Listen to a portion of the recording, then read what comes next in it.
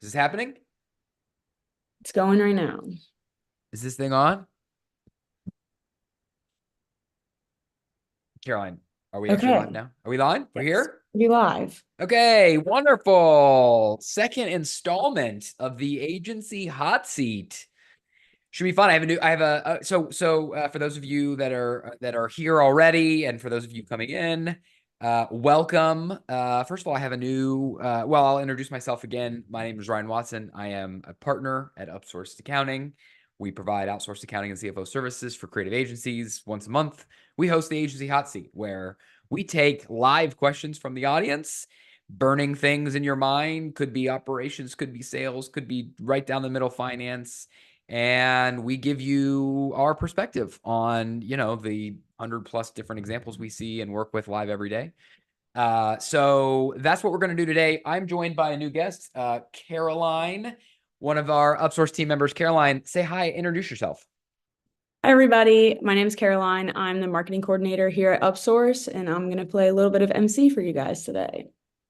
Yes. So again, just quick ground rules. You may be here already. People are going to file in, file out. I'll try not to take that personally. But this is meant to be a free for all. This is meant to be an opportunity to ask whatever you could possibly want to get asked.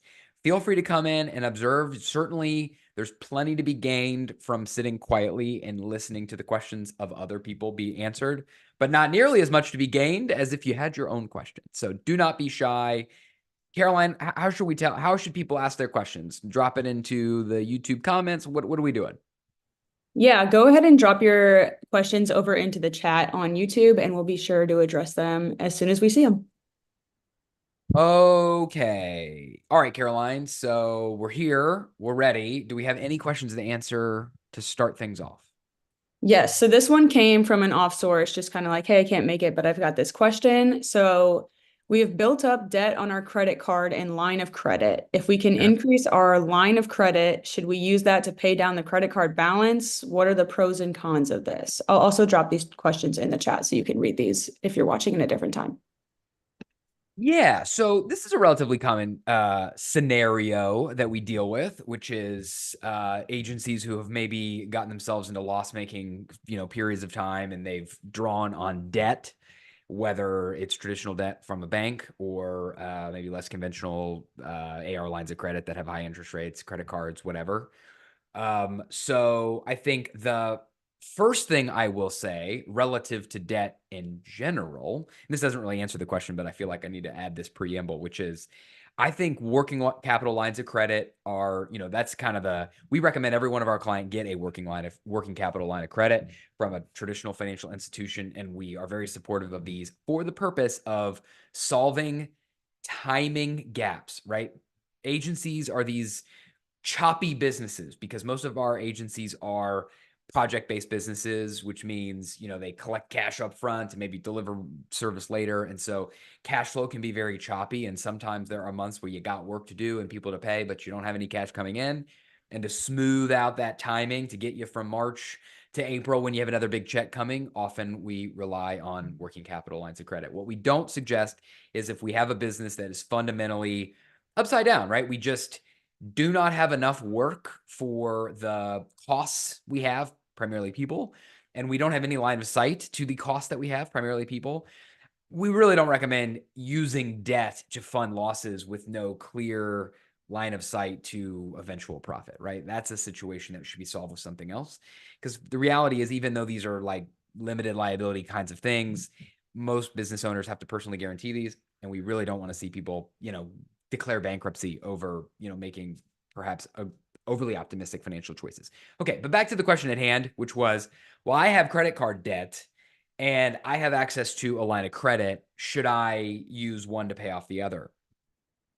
And to be honest with you, short answer is definitely. I mean, they're, and I can't actually think of a lot of. I mean, the question asks for some pros and cons. To be honest with you, I can't think of a lot of cons to this choice, right? I mean, if you think about like the credit card represent, your credit card line, let's say you have a line of $20,000, that's available debt that you could draw on, and you have a line of credit that's 250,000, right? So let's just say I've got a credit card that has $20,000 limit, and I have a line of credit that has a $250,000 line of limit. I have $270,000 of borrowing capacity, right? Whether I use the line of credit or I use the credit card, my borrowing capacity doesn't change, right? So making this choice doesn't really change how much available debt I have. The only thing that really changes is the interest rate I pay. And almost definitely the interest rate on your credit card is going to be more than the interest rate on your line of credit. So just in general, if you can avoid it, we really suggest not using credit cards or other high interest debt facilities to fund anything in your business if you have an alternative debt source like a working capital line of credit. And to take this a step further, I can think of one client example right now. Obviously, I won't share any names, where they found themselves in a similar situation where they have multiple credit cards and high interest debt facilities that have outstanding balances. And they're going through the process of what's called debt consolidation, where you have a lender come in and take out all those debts and they consolidate them into one debt instrument with one set of prepayment or set of payment terms, and generally an interest rate that is lower than your credit cards with a term that is often longer. And so what this question is kind of hinting at is a similar idea, like, hey, can I use a lower interest facility to pay off a higher interest facility? Yes, you can, and you should do it. So that's my answer there. Caroline, I'm going to close my door, by the way. While I do that, Yes, that sounds great. If you are new to the live stream, please feel free to drop questions in the chat. If the chat is not working for you, we got some messages that it's asking you to create a channel. For some people, feel free to directly email your questions to me. I will drop my email in the chat right now. It's caroline@upsourcedaccounting.com. We will get your questions answered. If you're not able to chat, furthermore, the next question we can move on to, we have a question that says, we're having a sales problem, and because of that, we're considering working on projects that historically wouldn't be considered ideal for us, like they're smaller in contract size or like a lower margin, etc. At what point should we consider signing these smaller projects? that's a good question. So so to restate, I understand. Yeah. So this is not. This is this. My head's going in a bunch of different directions because I was working through a scenario like this with a client earlier today. And so there's a couple. I'm going to kind of describe a spectrum where there's kind of two poles on one end of the spectrum versus the other. One end of the spectrum is I've got a business and I've got a pipeline, and I've got a little excess capacity, right? In part because either I've planned for it or I'm hitting a slow month, but I've got a good pipeline. My win rates are historically 50%. I'm still at a historically 50% margin. And I have confidence that even though right now I don't have work, I have excess capacity that I could use. I do have confidence over the coming quarter that I can fill that capacity with my target margin standard or desirable profile of business, right? So that's kind of one end, right? I'm in what like an idiosyncratic moment of excess capacity. But I have no reason to believe that I can't fill that capacity with the kind of work that I'm used to selling. The other end of the spectrum is the opposite, where it's like I have a ton of excess capacity, right? Like we're earning terrible gross margins, we're losing money, and that's because I have people on the bench. And right now, I just don't. It's not clear how I'm going to get the kind of. It's not clear how I'm going to get enough of the kind of work that I'm trying to sell to fill up their capacity. And I'm trying to decide between letting these individuals go and maybe relaxing my sales criteria in order to fill their capacity. And so if you find yourself closer, and I think the question came from somebody who was feeling closer to that end of the spectrum, I think that's a conversation. I think that's a conversation worth having, right? Like I think the idea is if you can, if you have excess capacity and you can fill that capacity with, like positive contribution margin, right? Like, so, okay, let's just say, I've got my team's at 50% utilization. And in order for me to make any money, like they really need to be at like 75, right? So I've got this like extra 25%. And right now I'm just paying for it and I'm not making any money. And let's just say my cost rates are $50. And again, to hit my like target gross margin, I need, 125, 135, $150, whatever it is. Uh, bill rate. The question is, well, should I take, instead of $150 bill rate, should I take $130 or $125 bill rate to just try to get them some work? And you know, I think the answer is, in the near and medium term, I think that's very much worth considering, right? Like, if you think of, if there's a positive contribution margin, like in other words, yeah, I'm not making as much money as I'm trying to make, but I'm earning more than I'm spending on this time that it would otherwise go free anyways. Well, in many ways, that's a no-brainer, right? With a few caveats.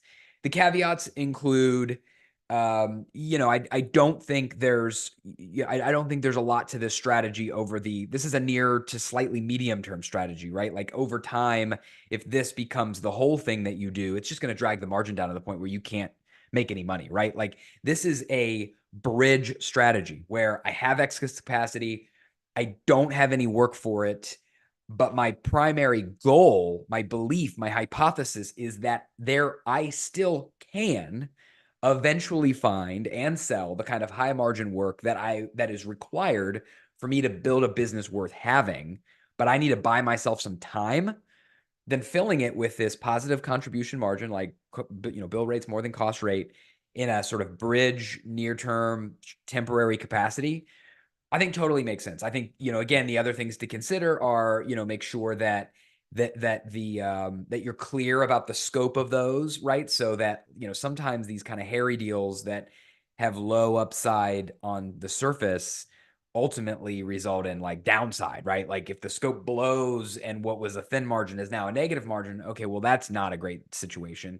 Make sure that they're flexible enough that they don't become, again, this thing that you're saddled with forever. And if if the hypothesis proves true, oh my gosh, I actually can find positive margin on the other side, then you don't have you don't have an exit plan, like some way to eventually exit delivering this work, right? So make sure that there's something temporary about it built in, and make sure that it's not morale killing, culture, tanking kind of work, right? I mean, so there's things there that, again, I think the most thing is just make sure it's flexible, and make sure that you can get out of it if the hypothesis proves true. But if all those things are true, then, I mean, there's no perfect answers out there, but I would argue that this is a better answer than letting some employees go, particularly in the case where these are high valued people that, like, you've been with for a while, and it's in the, there's no performance problems. Like, this is my team and I need to fill them, and I'm just hitting a sort of temporary period. I like this strategy a lot. I think this can totally work. And I think more agencies should at least consider, thinking outside the box in this way. Cool. Great question. These are great so far. Awesome. Great So answer. do we get our comment situation resolved yet? So yeah, if you're still seeing issues in comments, it looks like it's working for half of us and it's not working for some. So just a reminder, if you have some questions that for some reason, your YouTube account is saying, nope, you can't chat, feel free to email me, Caroline@upsourceaccounting.com. Otherwise, we'll continue to roll in with the comments that are coming in the chat or comments that we've gotten via email. Cool. So Great. we are going to switch gears a little bit. Question 3 that we've gotten is, I'm hiring a head of business development to my team and trying to decide on how much commission to pay her for every deal. What are the standards here?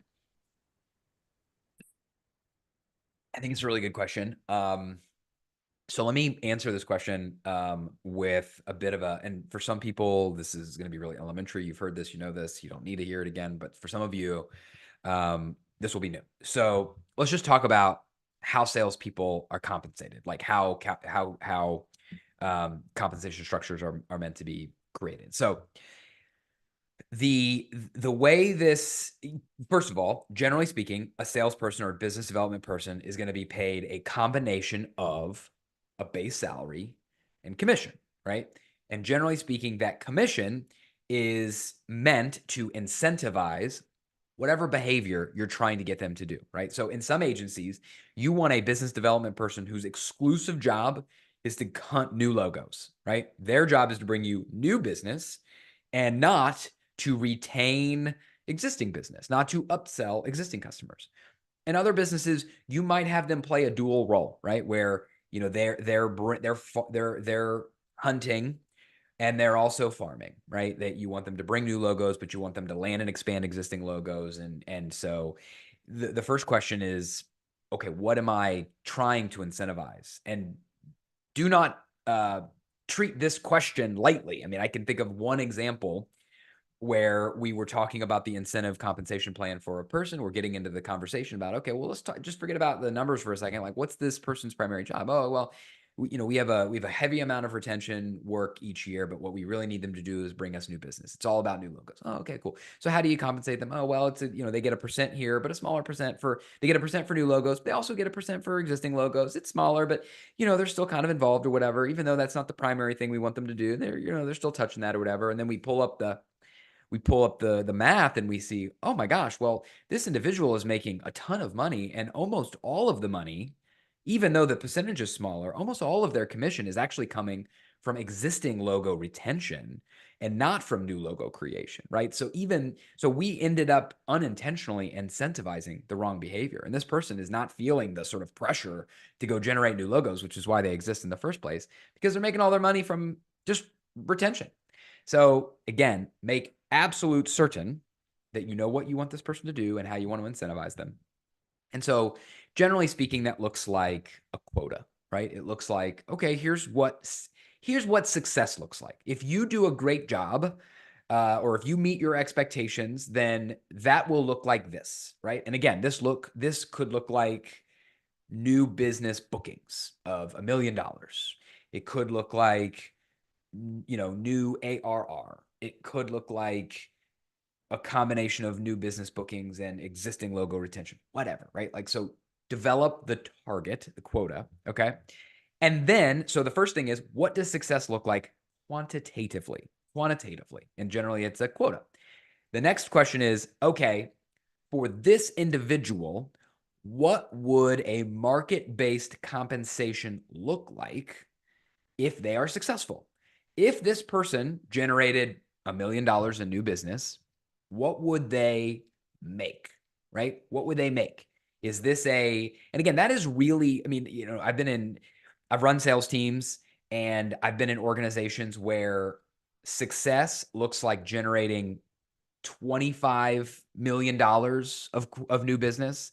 And, a somewhat junior person can do that because, a lot of it's baked in, their existing customers, whatever. And so in some instances, $150,000 total annual compensation is the market-based salary to generate $25 million of business. In other organizations where it's like every deal is really hard fought and this business does not have a lot of brand equity, and so in that case, like $1 million would be like a boom out of the water, success outcome. And this person should earn, a market-based salary for that kind of production would be, $175,000, $200,000, right? So the next question is, okay, so based on what doing a great job would be, what is the market-based compensation for the kind of person required to do that, right? And so let's just say, for instance, a good job is $2 million and that person would cost, call it $200,000. Okay. Third question is, do the economics work? Like, let's just check in. If they're generating $2 million and we're spending, $200,000 on them, we're spending 10% of that revenue to generate that revenue. Does that work? And I can't answer that question in this example because it'll also depend a little bit on, is that 2 million all of our revenue? If that's all of our revenue, that's fine, but it's kind of expensive to spend 10% of all of your revenue on sales and marketing. It's a little expensive. But if that $2 million is contributing to like $4 million of retention, and that $2 million they get this year will go into my retention budget next year. So it's not like I'm paying them $200,000 only to get 2 million. I'm paying them $200,000 to get 2 million this year and then some amount of that next year and some amount of that the year after that my team's going to go over and retain. So again, just make sure that the economics work. Okay. And then, okay. So now we've said, let's just say it's $200,000. That's like the on target earnings. On target earnings. Okay. So then from there, it's a combination of, okay, so how much of that on target earnings needs to go to base salary versus how much of that on target earnings can go to commission, right? And I would say from my experience anyway, pretty common but also a little aggressive is like 50-50, right? $100,000 is base salary, $100,000 is commission, okay? Um, Depending on the roles and responsibilities of that individual and their risk aversion and all that sort of thing, you might find yourself in a situation where it's 60-40. 60% of that 200,000 is base salary, 40% is commission. But that 50-50 structure I really like, especially if they're exclusively hunting, selling, not managing a team, not participating in other leadership functions. They're a seller. 50-50 makes a lot of sense. Okay. So then if we say, okay, great, quota's 2 million, on target earnings is 200,000, they're 50-50. So 100,000 is base, 100,000 is commission. Okay. Then from there, the rest is just kind of math, right? So the way that you would structure the compensation is to say, okay, you get basically a for every dollar you sell, you get in this case 5% of that revenue as commission, right? Because the math works. $100,000 is my target commission divided by $2 million. So if I sell 100,000, I get 2 million. If I sell 50,000, I get half of that, or 50,000, right? If I sell 75% of it, I get 75% of it, right? So generally, for math's sake, we kind of calculate a percentage of the deal I get as commission, which is just math, target commission divided by the quota. And then the final thing I will tell you is that almost every sales commission structure has incentives or escalators. And so generally speaking, what happens is once I exceed 2 million in revenue, then I get into accelerator territory. And so I should earn more than 5% of every deal. So I should, I mean, if you just did this like linearly, if I got 120% of my commission, I'm sorry, if I got 120% of my quota, then I would be eligible for 120% of my commission, right? So 120,000. But you want to do better than that, right? You want to make it extra, extra, extra juicy to do even better. So in those situations, you might pay them 140% of their target commission in order to achieve 120% of their quota, right? You want to create accelerators so that straight line shoots up and they get, an outsized amount of money. So anyway, that's how you structure a commission plan. You got to think through what you're trying to incentivize. You got to determine what that good job means in the way of a quota. You've got to decide, again, what is the market-based compensation for the minimum or the ideal person in order to achieve that result. And then you got to do the math to determine, okay, great. Well, if you get this result, this is how much money you get, and make sure at the end of the day, the economics bear out and we're not upside down. Okay, long-winded answer, but I thought that was a really good one. And I find that a lot of times when I have these conversations with agencies, this would be this is their first sales hire and they've not run sales teams before. So, a lot of folks go at it from, oh, I've heard that I should give 5% of revenue, or I should give 3% of revenue, or I should give 10% of revenue. And like my answer is, well, I mean, you might have heard those before, but that's not how you get into it. Like I said, in that example where, the quote is 25 million and a $150,000 a year person can generate that, like you would be crazy to give 5%, right? Like you'd be spending so much money, millions of dollars when 125 or 150 will do. So you got to go at it from what's the quota, what's the OTE, and calculate the percentage from there. Awesome. Caroline, I got to tell you, these are good so far. These are And good questions. I don't know if the answers are good, but I tell you what, the question havers bringing the fire. This is good. we do want to give a little soft plug too. We have put out some blogs and podcasts on incentive compensation models before. So feel free to jump over to our resources page on our website for maybe an even deeper dive on these topics if you'd like to. And if Uh, you're presently on YouTube, you shoot over to our YouTube channel. I got to believe we got a video. I know we have a video on sales. I know we have video on incentive comp structures. So this is why you're here, Caroline. I would never think to plug these other topics, but you do. So I appreciate that. Thank you very much. yes, we love the soft plug. Please subscribe to our YouTube channel. We're putting out insights about these topics every And month. And let me just also, for those of you that may have entered the video after I gave the sort of preamble, and for those of you that are sitting on the sidelines and waiting for the perfect moment to ask your question, you have found it. It is now. So we are doing an agency hot seat. We do it once a month on Thursdays. And this is your opportunity to bring your burning, pressing, hard hitting questions about agency finance, operations, sales, whatever you have. And I will try to answer them. And as a reminder, I'm Ryan. I'm one of the partners here at Upsourced. I've been doing this for the better part of 12 years. Before my role here, I actually ran agency operations and finance for an influencer marketing media company that we ultimately sold to a public company. And so I can almost guarantee you I have faced all of your questions before. What I can't guarantee you is that I have done it perfectly, but more than likely, I've done it maybe not perfectly and learned from it. And so let me be, if nothing else, an opportunity for you to learn from my less than perfect executions. All right, Caroline, what else we got? What's in the hopper? What So do we're people want to switching know? over to one of our favorite topics of time tracking. Ooh, time So we've tracking. got a Loaded. question. Who came here with the time tracking question? All right, all right. Okay. So the question says, I've heard you talk about the gross margin triangle and measuring project Ooh. profits and utilizations, but my team doesn't track time, and I'm worried asking would harm the culture. Is there a way to get this information without tracking time, or how should I get my team to track time? What's our solutions here? Well, what a loaded question this is.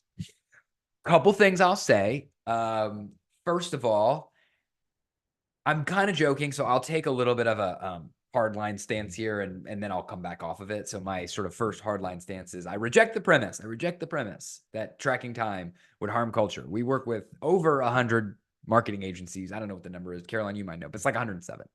And almost all of them, but not all of them, almost all of them track time. And I can tell you the ones that track time have no problem with wonderful culture. In fact, some of the strongest cultures we have are folks who are tracking time, in part because these are transparent cultures. These are cultures that are rowing in the same direction. And because of this, they all understand what is required for this agency to be successful. And some of those things are really good quality work, and other of those things are really good economics. And they realize that you really can't fully optimize for the economics of the business if you don't have the primary input, which is time, right? Like I know, and I look, I ran an agency, and so I used to prickle at this as well. We don't love talking about how we sell time, right? We don't sell time. We sell all sorts of things, but we don't sell time. But like we sell time. I mean, like it's a service business, right? There's not a lot of scale in what we do, right? We are constrained by the hours available of our team. And the only way for us to grow is to add more people. And ultimately, what we're getting with more people is time. So we really have to understand how we're using the time in order to adequately price and service and manage to a margin and all that kind of stuff. So anyway, I reject the premise. And the last thing, the additional thing I'll say on that is I genuinely believe that agencies that have failed time tracking initiatives have perhaps approached it maybe the wrong way. It's my experience that when you approach people with the right why behind time tracking, they get it, right? These are adults. And I mean, look, they understand that this business needs to be profitable, if for no other reason than for them to keep their job, make a good wage, and hopefully at the end of the year get bonuses. And if this is one way for them to do that, great. So again, the why, the thing that's the most important, like, the foil, and I'm working through this right now. We have an agency where the people are feeling very like utilization has historically not been great. And for that, and there's a renewed emphasis for good reason on making sure that we have good utilization data. So we have good utilization targets so we can make good choices. But the employee base at large is feeling really tense about it. Like, oh man, there's like a microscope on my utilization. Like, and that is not what you want. We don't want that. The thing that employees need to realize is this is a tool to help them in a couple ways. On one side, if we have an employee who's drowning, like they just have too much work and they're putting in extra, they're working evenings, they're getting online on Sundays or whatever, like it may not be apparent. Like you might think as an employee that, oh my gosh, it's obvious. Like I'm killing myself. Where's the help? I can tell you it's not going to be obvious to everybody. And the only great way for us to know, do I have somebody who needs help, is to see that data, right? Is to have visibility into that. So guys, this is the only way that we can get you help, is if we have good time tracking data so we know. On the flip side, if we have a person who's just like doesn't have enough work, nobody, I mean, like, that's nobody wants to not have enough work, right? Like, it's boring and you're twiddling your thumbs. And quite frankly, when you don't have enough work, you're looking around, you're like, oh my gosh, like, this can't last forever. Does this mean we're going to have layoffs? Am I going to get laid off? Like, I mean, the amount of anxiety that comes with that stinks. And the company doesn't want that either. So when we see utilizations on the other side, where we have capacity, then we know, okay, well, here's an individual that we can sell into. And back to my earlier question, if we see that we have pervasive amounts of extra capacity, we might be able to make some strategic choices to take lower margin, lower rate per hour work in order to fill that person up so that we can keep everybody employed, right? So again, utilization is a tool for management to help its employees and to make the right decisions. It's not really a tool for the employee. If your utilization is low, what the hell are you going to do about it, right? Like, you're not selling. It's not your fault that the business hasn't sold enough work for you to do anything. And so, again, it's important that people realize, like, I'm not holding you to this. It's just, I just need to know so I can help you out. I can get you more work if you need it. I can get you help if you need it. And there's no other way for me to know it. So anyways, overall, I reject the premise that it's bad for culture. In fact, I think it's very good for culture. However, and by the way, like, we do have a few agencies. We have plenty of agencies that are sort of under the $2 million mark that don't track time. And we have very few in the $5-6 million range that don't track time. And there's lots of reasons for that, but I don't think it's like a complete uncorrelated coincidence. That's my honest opinion. I think that it's a very useful tool. And I think when you sacrifice that really useful tool, it just makes it harder to make good decisions. So I think it's important. I mean, I really do. However, you ask the question, is there anything else that you can do? And the answer is maybe. So I can think of one client who is very successful, one of our most profitable, maybe our most profitable agency, to be honest with you. Doesn't track time. And it's working for them, right? I don't think they've ever tracked time, and they're generating north of 50% gross margins. They're generating well north of 30% net margins. Like, businesses banging, like, it's good. And they have the kind of business where you could get away with, you don't absolutely have to track time. And it's because they have they have a predominantly retainer business. It's like an outsourced marketing kind of arrangement. It's predominantly recurring revenue retainer businesses. And so the things they're selling are predictable blocks of service, right? So when I'm thinking about the capacity of an individual, I'm filling them up in blocks. And those blocks are clients or projects, right? Like, you're going to do this SEO retainer engagement. And we've done that so much that I know, roughly speaking, how many of those you can do at once. I know how much I need to charge for that in order for us to earn a gross margin. And they're so homogenous that if gross margin is a problem, the culprit is correlated with one another, right? Unlike a project-based agency where everything is a unique snowflake, and a poor project margin on this project might be completely for a different reason than this project. This one has design work but no development work. This has creative copy and development. This one doesn't have any development. Like, they're so heterogeneous that it would be almost impossible to really get a feel for what's profitable, what's not, how utilized are my departments, and how much capacity do I have to take on new work without actually having the data. And so, again, I think if you find yourself in one of those really sort of recurring, predictable, homogenous kinds of businesses where the work sold are blocks, building blocks, then I do think you can create models, frameworks, proxies for hours without actually tracking the hours. And And while it's not my preferred style, like I'll totally admit, like that could totally work. And look, by the way, that's a spectrum, right? So on one end of the spectrum, it's like this perfect, it's almost like a product company. I sell t-shirts, right? And every t-shirt's the same. Every t-shirt costs me the same. I got to look at my t-shirt cost once a year, but like, I didn't change my manufacturer. It's all the same, right? Well, there are some recurring revenue marketing agencies that have so much predictability. Their processes are so streamlined that it's kind of the same way. And so, just like looking at every project margin and tracking every second would be kind of like evaluating the unit cost of your t-shirt every time you get a shipment. Maybe not necessary. That's one end of the spectrum, by the way, and very few people find themselves. And then of course on the other side of the spectrum is that very bespoke, very much everything is a unique snowflake kind of a place where very difficult to do without time tracking data. The reality is we're kind of all somewhere in between.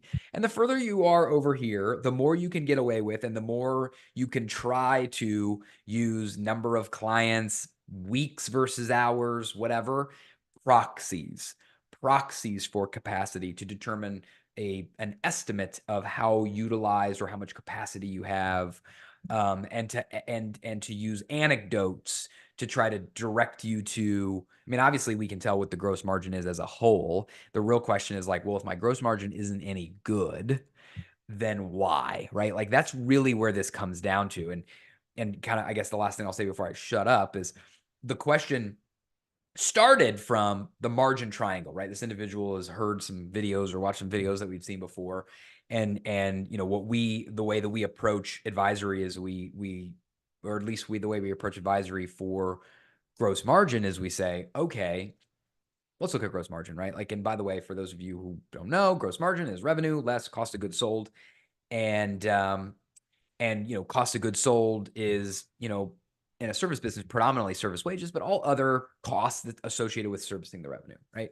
And so when I have a gross margin problem, right, where my gross margin is not where I believe it can be or where benchmark firms are, and that's somewhere in the 40 to 50% range, depending on the kind of agency that you are. Some are a little north of 50, but depending on the kind of agency, somewhere in that range. If you're not there, then you have one or of two, if not both problems. One problem is you have a utilization problem, right?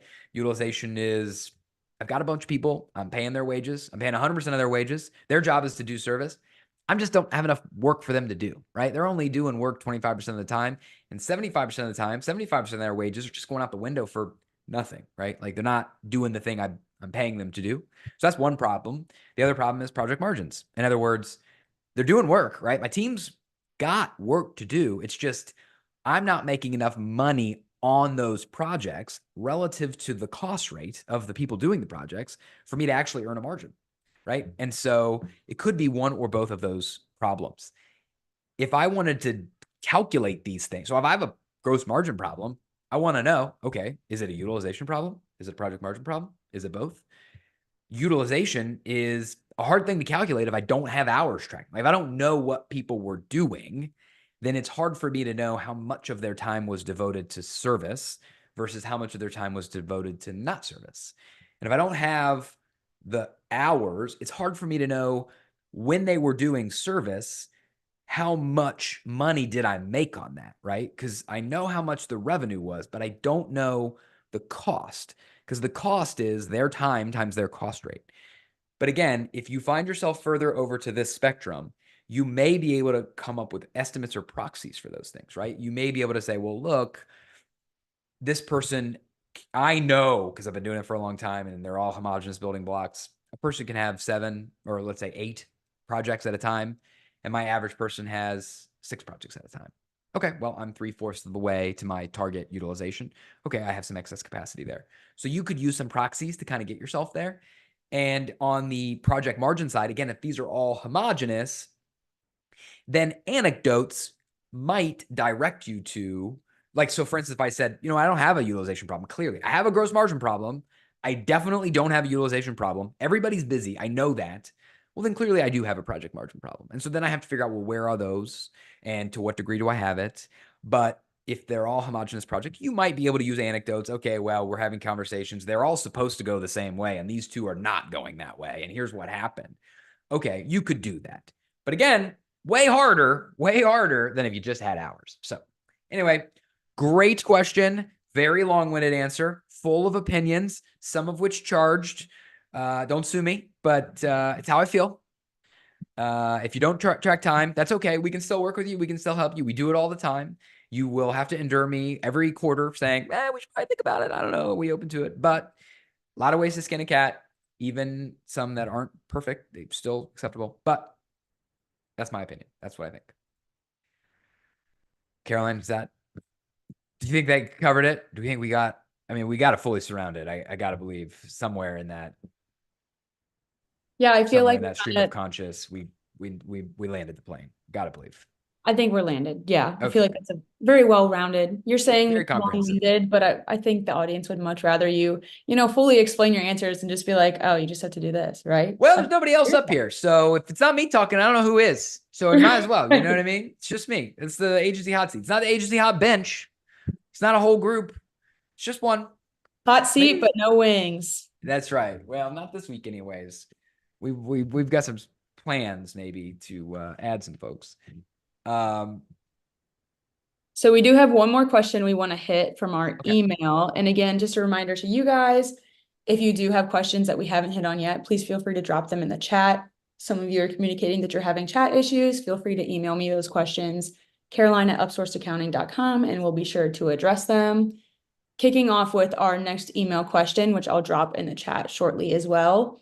Our business has been struggling as of late. We've instituted a monthly town hall, and I want to share financial information, but I'm not sure what to share or how much to share. I want to be open, but not too open.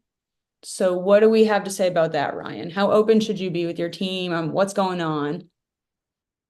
Well, again, I have a very specific point of view on this, like I have with almost all topics.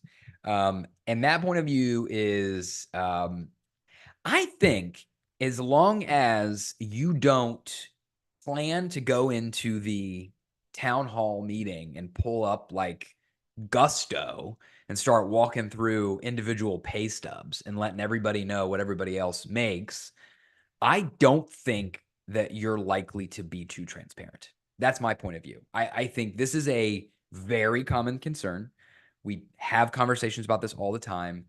I fall on the side of, I'll use the word extreme, but I don't think it's extreme. Like I fall on the side of like clear transparency. So again, you have this town hall and things aren't going well, right? Okay, couple things. One, everybody knows, right? Like it's not a surprise, it's a secret, or it's not a secret. Everybody knows that things aren't going well, whether there's little hints here or, I mean, again, if things aren't going well, you're in a service-based business, it's probably true that you have a bunch of capacity. There's probably a bunch of people who have some free time on their hands and they're trying to figure out what to do. They probably have noticed that we haven't had like a bunch of new business coming in the door. And so here's the thing that people do. They fill in the void, right? So right now, if you haven't been communicating the specifics of your situation and what you're thinking about it, what you're going to do about it, it's not as if people aren't noticing. And it's not as if people don't have those questions. And what people naturally do is they fill in the gaps of information with their own assumptions. They tell stories. Let me ask you a question. When people are telling stories about why a business is feeling like it's not going well, do you think that they're filling in those gaps with the most optimistic, rosy possible reasons for that? They're telling themselves all the reasons why, oh no, actually, I think it's going really well. And I'm not worried about this at all, like blah, just whatever. Or do you think they're filling in those gaps with the most pessimistic, most anxiety ridden possibilities? I can guarantee you it's the latter. That's how people operate, right? It's just like if you're slacking with somebody or you're emailing with somebody and you write something, people are going to read what you write in the worst possible tone. People are going to interpret a situation in the most pessimistic possible way. I don't know why I think it's just like our human programming, our fight or flight, or whatever. We're trying to keep ourselves alive. And so we're, uh, we're skeptical people. Anyway, doesn't matter. Point is, they're already thinking about it and they're already worried. So the best thing you can do, even if the situation is bad, I promise you there's no way that you could tell a story that's worse than the one already in their head. So my advice is have a genuine, authentic conversation about how the business is going. A genuine conversation about, okay, hey, everybody, let's talk about it. You probably noticed that things aren't going great. We don't have a ton of work. Some of you have a bunch of excess capacity. So let's talk specifics. Where are we, right? And I like to talk about, let's talk about our revenue. Here's how much revenue we did in this period of time. And here's what we were shooting for. Here was our goal. We missed it. And for that reason, then this is what the economics mean, right? This was our gross margin, right? So we, again, and take this opportunity to educate people on what these finances mean, right? So, hey, the most important metric we look for is our gross margin, because this is how much money we make on the work we do before we have to pay for all these buildings and the rent and overhead and all that kind of stuff. And so, we're shooting for, a 50%, 45%, whatever it is, gross margin. That allows us to be healthy, for us to earn enough profit to stay in business and to grow and invest and all that kind of stuff. And so this was what we were shooting for, and we didn't make it. It may be a really low gross margin, maybe negative. I mean, it could be. And then, by the way, we have to pay for all these other things. And so here's where we were this month, right? And it's we lost money, or we broke even, or we had a really thin margin, whatever it is. Be honest. Share the details. Share what good means. Another thing I like to also share. So, I mean, again, I like to be really honest about the business of the business and what we're targeting, what our goals are, and how we did. I also think, and by the way, I I say this from the experience. Like when I joined my agency. I wasn't an original founder. I joined at person, I don't know, 20, but we went from like 20 to like 11, back up to eventually 100. And we had some white knuckle periods. Like we had a period of time where the thing that we were doing is no longer the thing that we could be doing. And we basically pivoted the whole agency. And there were periods we had plans where it was going to be like two of us, right? And we talked that company through it the whole way. Every month I got up and I said, here's where we are, here's where we hope to be, and here's our cash balance. And I'm going to show you our cash balance, because the cash balance is either good. Hey, look, we lost some money, but guys, don't worry. We still have money. And so this buys us some runway to figure this out, or it's getting tight. We are running out of runway to figure this out. And if that happens, we might have to make some tough choices. We don't believe, and again, I don't dwell on that. Like in the moment, I encourage you to be transparent, but I don't necessarily encourage you to be neutral. I would be optimistic, right? Be real. Like, don't say we're not laying anybody off. If you know in your heart, we might have to lay some people off. Don't say that, right? You're going to undermine the whole thing. Be very genuine. But I would lead with, we are doing everything we can on the sales front. We're trying this, we're trying this, and we're trying this, because it is our plan to sell our way out of this. The situation is tight, and we're gonna white knuckle it, but this is the plan. So anyway, I shared the P&L, I shared the cash balance. I was very honest about the downside risk, but focused on the upside. And I think, and you in your mind you think, well, if I show people the risk that, ooh, this might be going the wrong direction, then I'm going to trigger an exodus. What I can tell you is we had the opposite.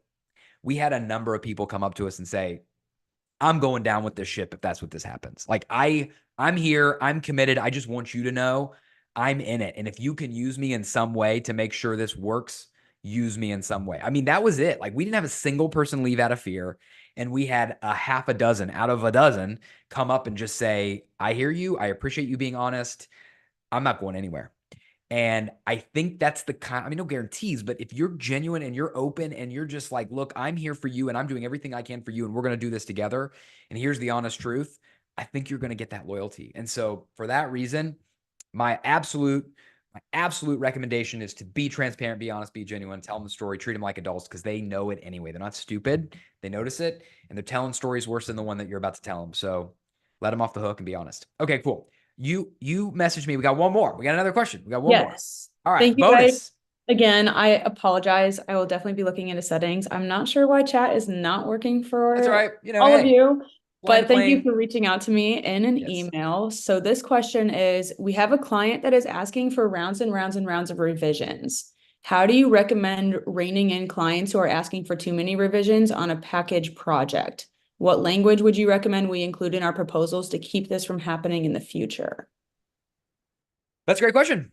That's a really good question. That is no question the number one killer of project profit, right? Like if we get into that margin triangle, we have a project profit problem. By the way, it's almost always not uniformly distributed, right? Like all of our project margins are the same and they're all bad. It's usually, oh wow, shoot, like 3/4 of these are really good. And oh my gosh, what happened to this one? And all of our best processes are learned through solving things exactly like this. So great question. What I will tell you, and separately we can talk about this offline. I think this was an email, so we know who it was, and we're happy to provide more nuance. But I can answer it for everybody to start. Look, I mean, the best case scenario is to just be really explicit, right? Like we have a lot of clients who are design agencies, and they have explicit numbers of rounds of review, rounds of revision, full stop. Like again, this is at some level, and I mean, I'm literally preaching to the choir here. Some clients get it and some clients don't, right? Like you're buying my interpretation, like you're buying my art, right? Like this is not this isn't like this isn't like I'm not a like a line order cook, right? Like you came to me because you thought I had a unique point of view to offer your thing, right? And so at some level, what I'm giving you is my interpretation. It is not open to unlimited levels of revision. And so it is perfectly reasonable to just say, look, we're going to give you this and we're going to go through 2 rounds of revision, and at the end of that, we're either here or we're not, right? And by the way, you're not going to land everyone. Not everybody's going to walk away saying, "Wow, 10 out of 10." It's creative, it's art, it's subjective, right? Um, and quite so that's number one. Like best case scenario, you're going to be really explicit about it in the contract, and I would absolutely recommend that. The next thing you're going to do is you're just going to have an honest conversation, right? Your client is a business owner, so they get it. I mean, more than likely, I guess if you have an enterprise client and they're an internal marketer, they might not get it, but let's assume they get it. Even if you don't have the language, I also don't think you need to feel like you are beholden to somebody who's behaving unreasonably with your time and your service. And so if it's me, even if I'm in this situation, like I know you asked for how do I prevent this in the future, but if this thing is still going on, the time is now to get on the phone and just say, okay, pause, time out. What's this? We are at the point where I can't keep putting my team through this amount of revision. Like if I'm being honest with you, the profit on this project is like way in the rearview mirror, right? I'm not even at that point. I'm not even trying to make money at this point. I'm person to person. I'm just trying not to lose so much money because I have other work. And so we've got to like, how can we get to the point where this is it? This next round of revision is the last round of revision we have. And how can we get from you the explicit feedback such that we're on the same page? This is our last chance, right? And so, I think what I'm suggesting you do, and again, this is a thing that I recommend in a lot of cases, which is you start to see scope creeping, right? Like usually a blown scope is a disaster in retrospect, but it wasn't like a bomb. It was like death by a million cuts, right? It was like one small question, one extra thing that seemed reasonable, and then this other thing that seemed reasonable, but like a little less, and then this other thing, and then all of a sudden it's like, oh my gosh, 12 revisions later or whatever later, how did we get here? And so you have to be more proactive up front as these things are developing to say, okay, I just want to set expectations about what the process looks like from here, right? Even if you haven't established it, say, we've got room in our budget for one more of these things, or we've got room to spend another hour in a workshop and then another round and then we're out. And so within those constraints, how can we help you get all of the things, capture all the things that are important to you? And again, so make sure that you're engaging them. You're saying like, this is the last thing. How can I get this from you? And then you're going to get alignment. That's the other like very magical sort of step here in this process is, okay, we've spent whatever it is understanding what absolutely must be true for there to be satisfaction in this last round of revision. By the way, it's the last round either way, but we want them to be satisfied. So what must be true in order for you to be satisfied in this last round of revision? And you want to make sure that every one of those things, it's clear to you, like success, it's not ambiguous. You, the business owner, the agency owner, you are clear on what each of those mean, and you feel like you know what that looks like. And then before you get off that conversation, you read that back. Okay, so just to repeat this back so that we're perfectly aligned, if we are able to do X, Y, and Z in this next round of revision, you will be satisfied with the final outcome. Are we aligned? Great. And when you deliver that last round of revision, you make sure that you lead with, okay, remember last time we aligned on X, Y, before you show them anything. Remember last time we aligned on X, Y, Z. Is that still true? Great. Here's the work. Let me walk you through it, and let me sort of not so subtly mention all the ways we have addressed X, Y, and Z. And, again, like you've done the best you can. You've also done like a little bit of a psychological mind hack where you've kind of set them up such that they're kind of led down the path of kind of agreeing with you anyway. And so, they would have to almost argue against themselves, or argue against their articulation of themselves in order to tell you anything other than you did a great job. Thank you. On we go. So anyway, I think there's a lot to be, I think there's a lot to be done even without the benefit of strong legal language, because there is only so much that a legal contract can do. But if it is just a matter of like quantities of revisions, get out there and limit them. There's nothing wrong with that. Okay. Awesome. All right. And I think we're at the top of the hour. We're almost at the top of the hour. So, We are. okay. Ryan, Well, let me go ahead, thank you Caroline. for Were you going letting to us sit? put you in this hot seat for the last hour. I know it's not a bench, it's not a roster. You're just on your own It's here. just It's my own great. thing. And I'll be honest, it's cold outside and I'm right next to my radiator, so it is legitimately a hot seat. Like I'm hot. So we lived up to our name. But yes, of course, it was a lot of fun, and a heartfelt thank you to everybody. It looked like I was just kind of glancing at the attendees. Looked like we had a really good showing here. And we had wonderful questions. So for those of you that brought questions and got them answered, hopefully that was great. You know how to find Caroline, of course. I'll go ahead and give you my email address, rwatson@upsourcedaccounting.com. Of course, you can find me all over LinkedIn. So if any of those questions were yours and you have some follow-ups or positive feedback, make sure to publicize those too. Let us know. We're here to help. And we hope to see you on our next agency hot seat in April. Caroline, remind us again, is that on the calendar? When is that? It is not officially booked yet. I think we're still looking on the calendar, but we're aiming for the third Thursday of every month. Third Thursday of every month. Book it. See you there. All right. I guess we can adjourn. Goodbye. Thanks, Happy everybody. Thursdays. Go forth.